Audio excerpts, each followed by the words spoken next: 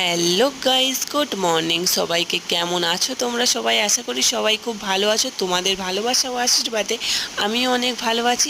সকালে অন্যান্য কাজবাজ সেরে বসে পড়েছিলাম সবজি কাটতে।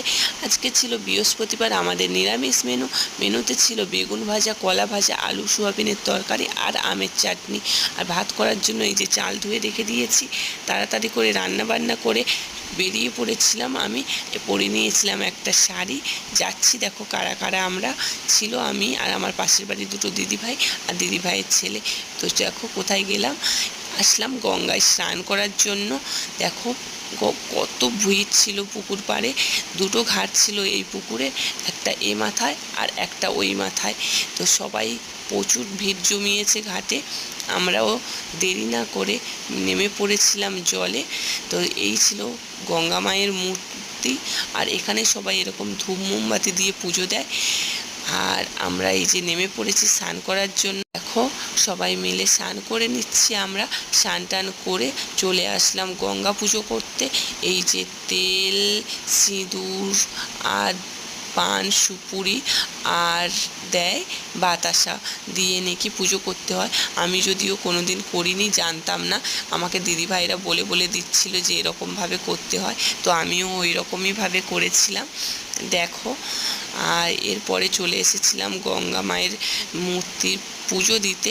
তো এখানে নাকি এরকম বাতাসা আর ধূপ আর মোমবাতি দিয়ে পুজো দিতে হয়, তাই সবাই যেরকম দিয়েছে আমিও সেরকম দিয়ে নিয়েছিলাম। তারপরে এরকম সিঁদুর পরিয়ে দিচ্ছিল আমাদের সবাইকে, কারণ আমাদের দিকে এরকমই সিঁদুর পরে।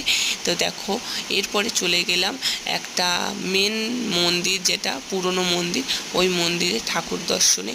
তো সবাই ওখানে পুজো দেয়, তাই আমরাও পুজো দেওয়ার জন্য কিনতে চলে গেলাম ধূপ মোমবাতি আর বাতাসা। তো এই যে আমাদের কেনা হয়ে গেছে। এরপরে চলে যাচ্ছি মন্দিরে।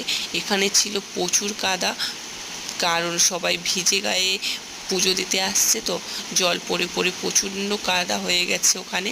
তো আমরাও চলে এসেছিলাম মন্দিরের ভেতরে।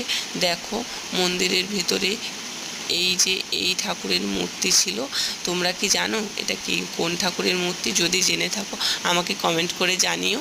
এরপরে চলে এসেছিলাম পুজো দিয়ে বাইরে। এখানেও সবাই পুজো করছিল। এখানে নাকি সবাই বলে এই পুজোটাকে খুঁটি পুজো, তাই ওখানে সবাই পুজো করে নিচ্ছিল।